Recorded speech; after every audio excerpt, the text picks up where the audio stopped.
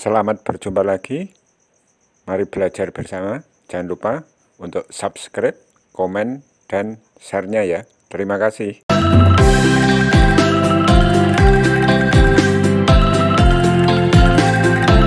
Anak-anak, marilah kita belajar di kelas. Ini adalah kelas yang kita gunakan untuk pembelajaran.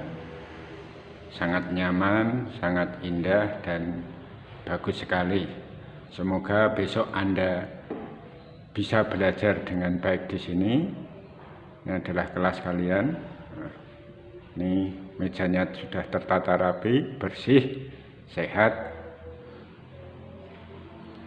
Itu adalah samping kiri. Kemudian ini terus. Nah, ini adalah kelas pembelajaran kita besok. Nah, selamat datang di kelas kita dan selamat belajar. Assalamualaikum warahmatullahi wabarakatuh. Selamat berjumpa lagi dengan saya. Marilah kita belajar terus belajar untuk mencapai prestasi. Semangat dan jaga kesehatan kita masing-masing. Ikuti video saya dan kita belajar untuk prestasi kita. Indonesia maju. Semangat. Baik, kita mulai saja. Kita belajar mengenai bilangan pecahan. Bilangan pecahan.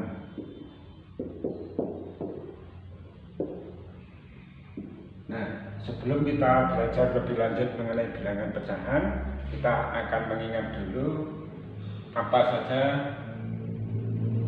jenis-jenis bilangan pecahan atau macam-macam bilangan pecahan. Bilangan pecahan yang pertama yang sudah kita kenal yaitu bilangan pecahan biasa, kemudian ada bilangan pecahan campuran, kemudian ada bilangan pecahan desimal. Desimal ini termasuk bilangan pecahan. Yang keempat ada persen, kemudian yang kelima adalah per mil. Di sini nanti kita akan mencoba membahas mengenai bilangan pecahan. Bilangan pecahan ini biasa ditampilkan dalam bentuk A per B, kemudian bilangan campuran itu biasa kita tulis dalam bentuk A, B per C, kemudian desimal ini dalam bentuk 0, berapa, kemudian persen itu artinya per 100 atau bisa kita tulis menjadi berapa per 100. Kemudian per mil itu adalah per 1000 atau biasa kita tulis berapa per 1000. Itu adalah bentuk-bentuk bilangan pecahan. Kita lanjutkan pembahasan kita mengenai menyatakan bilangan pecahan. Dalam hal ini yang kita bahas adalah pecahan biasa. Seperti tadi yang sudah kita pelajari bahwa pecahan biasa itu ditulis dalam bentuk A per B dengan syarat A dan B itu adalah bilangan bulat, kemudian B-nya tidak boleh 0. Sekali lagi, A, B itu adalah bilangan bulat dan B-nya tidak boleh 0. Kemudian B juga bukan merupakan faktor dari A. Jadi bilangan B di sini bukan merupakan faktornya dari A. Misalnya begini, jika A-nya adalah 6, maka B-nya tidak boleh 2 ataupun 3 ataupun 6. Itu syaratnya seperti itu. Jadi nanti bisa kita buat atau kita bentuk sebuah bilangan pecahan biasa. Contohnya adalah seperti ini. Jika kita punya A per B, maka A-nya ini dinamakan pembilang. Pembilang itu adalah bilangan yang dibagi, kemudian B-nya ini dinamakan penyebut. Penyebut itu adalah bilangan pembagi. Sekali lagi, dalam bentuk A per B, A-nya disebut atau dinamakan pembilang, B-nya dinyatakan sebagai penyebut. Pembilang itu adalah bilangan yang dibagi, penyebut adalah bilangan pembagi. A garis B ini dibaca apa tadi? Ya, A per B. Betul sekali. Kita lanjutkan bersama. Tadi bentuk pecahan biasa adalah A per B. A-nya tadi dinamakan apa? Ya, betul. Pembilang. B-nya dinamakan apa tadi? Ya, penyebut. Nah, kita buat contohnya. Contoh bentuk pecahan biasa. Misalnya ada 1 per 2, ada 1 per 3, ada 1 per 4, atau 2 per 3, atau 2 per 4, atau 2 per 5, kemudian atau 3 per 7, 3 per 15. Nah, sekarang kita perhatikan bahwa pecahan biasa itu juga dapat dinyatakan dalam bentuk bagian dari keseluruhan. Nih, contohnya begini, jika kita punya sebuah kue atau roti seperti ini, kita bagi menjadi 2. Satu, ini yang pertama, kemudian ini adalah bagian yang kedua. Nah, kalau kita tulis adalah misalnya ini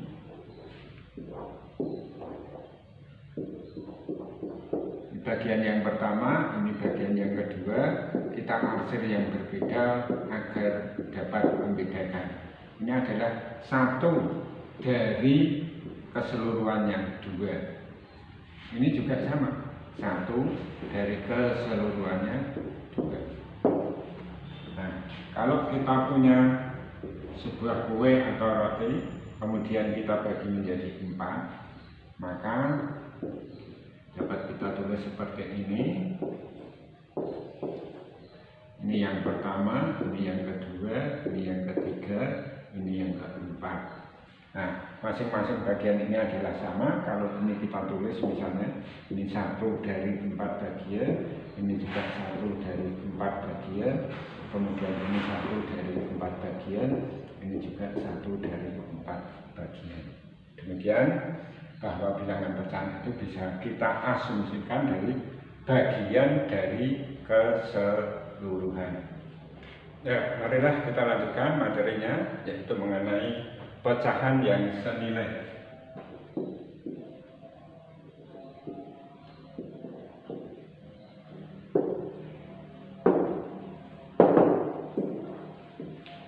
Bagaimana cara kita mempelajari tentang pecahan yang senilai ini? Perhatikan, saya punya 2 kertas. Nah, ini yang besarnya sama. Ini adalah 2 kertas yang besarnya sama. Kemudian dari 2 kertas ini kita bagi, yang 1 kita bagi menjadi 2, yang 1 kita bagi menjadi 4. Yang 1 setelah kita bagi menjadi 2 seperti ini. Kemudian kertas yang satunya lagi setelah kita bagi menjadi 4 seperti ini, kecil-kecil, lebih kecil dari yang tadi. Kemudian kalau kita gambarkan 2 kertas tadi adalah seperti ini. Anggap saja ini kertasnya sama ukurannya dengan yang tadi. Sementara ini yang 1 kita bagi menjadi 2, yang 1 kita bagi menjadi 4 bagian yang sama. Ini 1, 2, ini 1, 2, 3, 4. Nah, setelah ini coba kita pelajari lagi.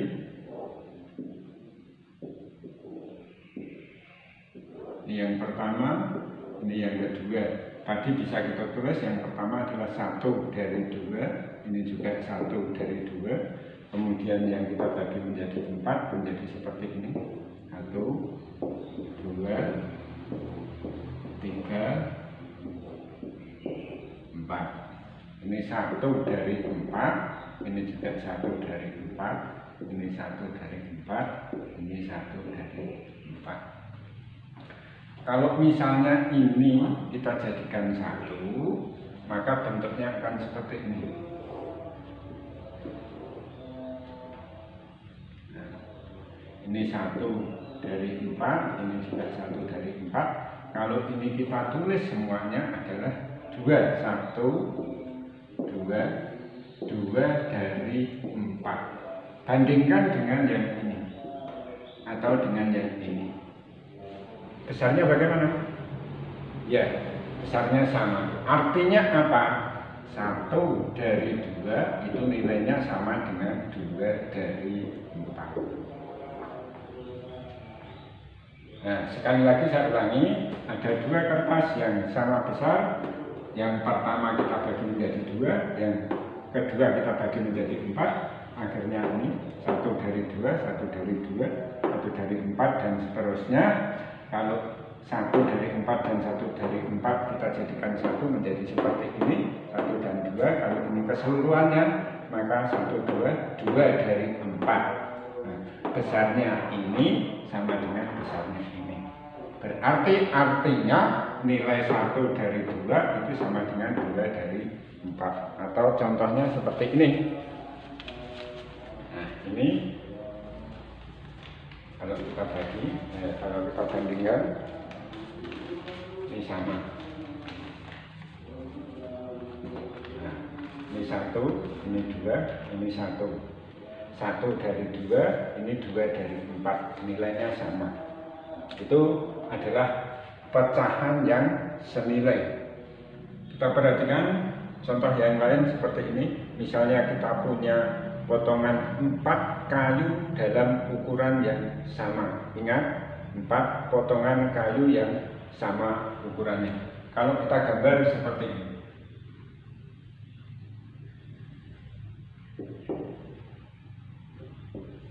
Ini potongan kayu yang pertama. Kemudian ini potongan kayu yang kedua.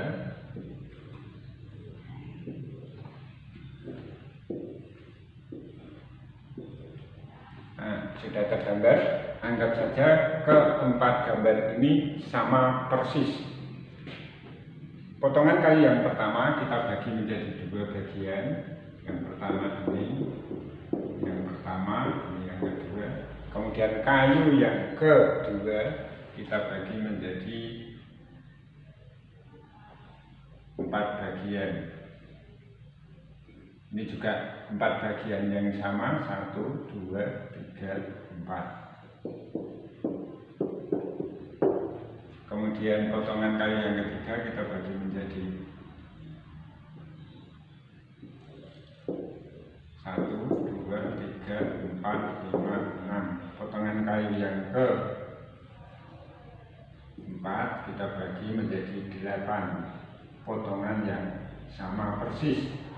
Anggap garisnya lurus, ini pertama, kedua, ketiga, keempat, kelima, keenam, 7, dan 8. Nah, setelah kita potong-potong seperti itu, kita perhatikan.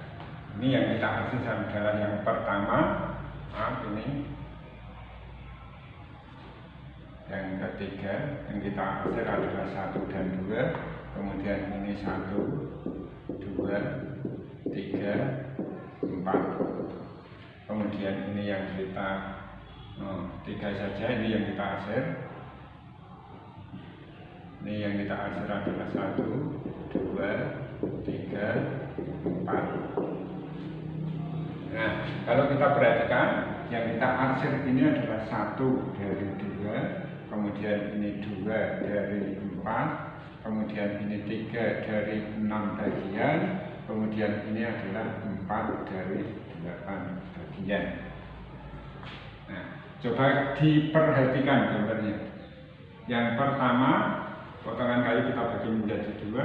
Yang pertama kita hasil, artinya 1 dari 2. Kemudian gambar yang kedua, yang 2 kita hasil, artinya 2 dari 4. Besarnya bagaimana? Ya betul, sama. Kemudian yang 3/6 besarnya bagaimana dengan yang lain? Ya sama juga. Yang keempat, 4 dari 8. Betul sekali, sama. Jadi semua ini yang kita arsir bagiannya adalah sama. Itu artinya 1 dari 2 nilainya sama dengan 2 dari 4, nilainya sama dengan 3 dari 6, dan sama dari 4 dari 8.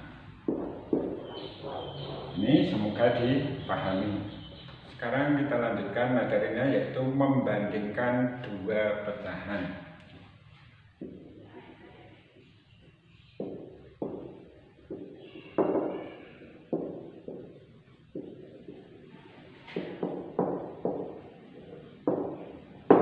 Kita ilustrasikan atau kita gambarkan sama seperti tadi. Kita punya sebuah balok atau kayu atau kertas atau apapun benda yang menyerupai ini. Kita gambar ke 4 benda tersebut adalah dalam ukuran yang sama, atau persis ukuran maupun bentuknya. Masing-masing benda tersebut kita bagi menjadi 4. Gambar yang pertama kita bagi menjadi 4, gambar kedua kita bagi menjadi 4, gambar ketiga sama, gambar keempat juga sama.